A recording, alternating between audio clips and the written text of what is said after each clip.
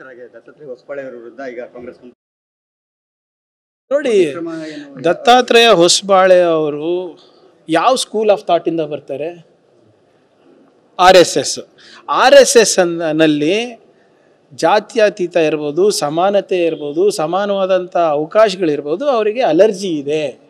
ಇವಾಗಿಂದಲ್ಲ, ಆ ಸಂಸ್ಥೆ ಹುಟ್ಟಿದಾಗಿಂದನೂ ಅವರಿಗೆ ಸಂವಿಧಾನದ ಬಗ್ಗೆ ಅಲರ್ಜಿ ಇದೆ, ಸಮಾನತೆ ಬಗ್ಗೆ ಅಲರ್ಜಿ ಇದೆ, ಆರ್ಥಿಕ ಸಮಾನತೆ ಬಗ್ಗೆ ಅಲರ್ಜಿ ಇದೆ. ಹೊಸದೇನಿಲ್ಲ, ಮತ್ತೊಮ್ಮೆ ಪುನರುಚ್ಚರಿಸ್ತಾ ಇದ್ದಾರೆ.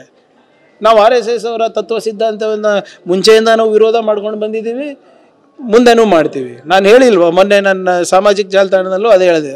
2-3 ಸರಿ ಅವ್ರಿಗೆ ಬ್ಯಾನ್ ಮಾಡಿದ್ವಿ. ಆ ಬ್ಯಾನನ್ನು ನಾವು ಲಿಫ್ಟ್ ಮಾಡಿದ್ದೆ, ತೆರವುಗೊಳಿಸಿದ್ದೆ, ತಪ್ಪಾಯ್ತು ನಮ್ಮಿಂದ. ಈ ಬ್ಯಾನ್ ಮಾಡಿದಾಗ ಎಲ್ಲನೂ ಕೈಕಾಲು ಹಿಡ್ಕೊಂಡು ಬಂದಿದ್ರಲ್ಲ ಅವರೇ, ಇಲ್ಲ ನಾವು ಇಂಥದ್ದು ದೇಶದ್ರೋಹಿ ಚಟುವಟಿಕೆ ಮಾಡಲ್ಲ ಅಂತ ದಾಖಲೆಗಳಿವೆ ಅಲ್ಲ ಇವರೇ. ಈಗ ಮುಂದೆ ನೋಡೋಣ, ಮುಂದೆ ಸೆಂಟ್ರಲ್ ಗೌರ್ಮೆಂಟ್ ಬಂದಾಗ ನೋಡೋಣ, ನಮ್ಮದು ನೋಡೋಣ. What is wrong with the word secular? ಜಾತ್ಯತೀತ ಅಂದರೆ ಏನು? ಸೆಕ್ಯುಲರ್ ಅಂದರೆ ನಿಮಗೂ ಅವಕಾಶ ಇದೆ, ನಮಗೂ ಅವಕಾಶ ಇದೆ. ಸಮಾಜವಾದಿ ಅಂದರೆ ಏನು? ಸೋಷಲಿಸ್ಟಲ್ಲಿ ಎಲ್ಲರಿಗೂ ಆರ್ಥಿಕ ಸಮಾನತೆ ಕೊಡಬೇಕು ಅಂಥದ್ದು, ಸಾಮಾಜಿಕ ಸಮಾನತೆ ಕೊಡಬೇಕು ಅನ್ನೋದಿದೆ. ಆದರೆ ಇವಾಗ ಮೋದಿ ಅವರೆಲ್ಲ ಪ್ರೋಗ್ರಾಮ್ ಮಾಡ್ತಾ ಇದ್ದಾರಲ್ಲ, ಸ್ಪೀಚ್ನಲ್ಲಿ ಏನು ಹೇಳ್ತಾರೆ? ಸೋಷಲಿಸ್ಟ್ ಪ್ರೋಗ್ರಾಮ್ಸ್ ಅಂತ ತಾನೇ ಹೇಳೋದಿದು. ನಿಲ್ಲಿಸ್ಬಿಡ್ಲಿ, ಏನಕ್ಕೆ ಇವರಿಗೆ ಅಷ್ಟು ಅಲರ್ಜಿ? ಇವರ ಸಿದ್ಧಾಂತದಲ್ಲಿ ಬರೀ ಒಂದೇ ಧರ್ಮ ಇರಬೇಕು, ಅವರೊಬ್ಬರೇ ಇರಬೇಕು ಅಂತ. ಆದರೆ ಸಂವಿಧಾನದಲ್ಲಿ ಎಲ್ಲರಿಗೂ ಅವಕಾಶ ಇದೆ.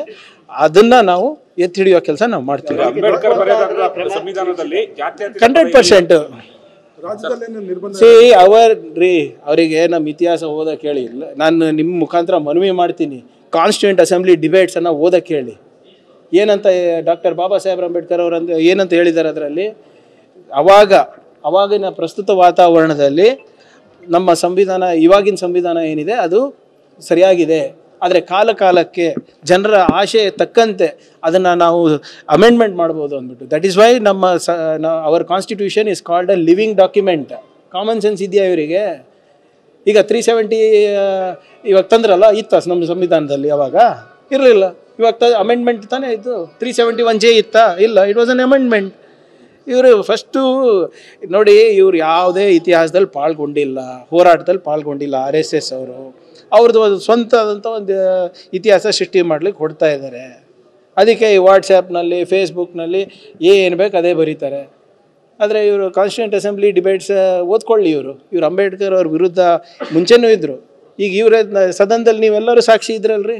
ಸಾವರ್ಕರ್ ಅವರು ಅಂಬೇಡ್ಕರ್ ಅವರಿಗೆ ಸೋಲಿಸಿಲ್ಲ ಅಂತ ಅವ್ರು ಹೇಳಿದ್ರು. ನಾನು ದಾಖಲೆ ಕೊಟ್ಟಾಗ ಏನಾಯಿತು? ಯಾರೂ ಮಾತಾಡಿಲ್ಲ.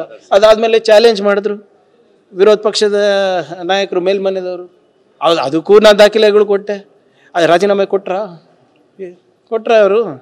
ಇನ್ನು ಹೋಗಿ ಅಲ್ಲಿ ಅವ್ರ ನಾಯಿ ಥರ ಬೊಗಳ್ತಾರೆ, ಇವ್ರ ನಾಯಿ ಥರ ಬೊಗಳ್ತಾರೆ. ಅದೇ ಇವ್ರದ್ದು ಅಟೆನ್ಷನ್ ಡೈವರ್ಜೆಂಟ್ ಟ್ಯಾಕ್ಟಿಕ್ಸ್. ಫಸ್ಟ್ ಅವ್ರು ಏನೇ ಇತಿಹಾಸ ಕರೆಕ್ಟಾಗಿ ಓದ್ಕೊಳಕ್ಕೆ ಹೇಳಿ ಅವರಿಗೆ.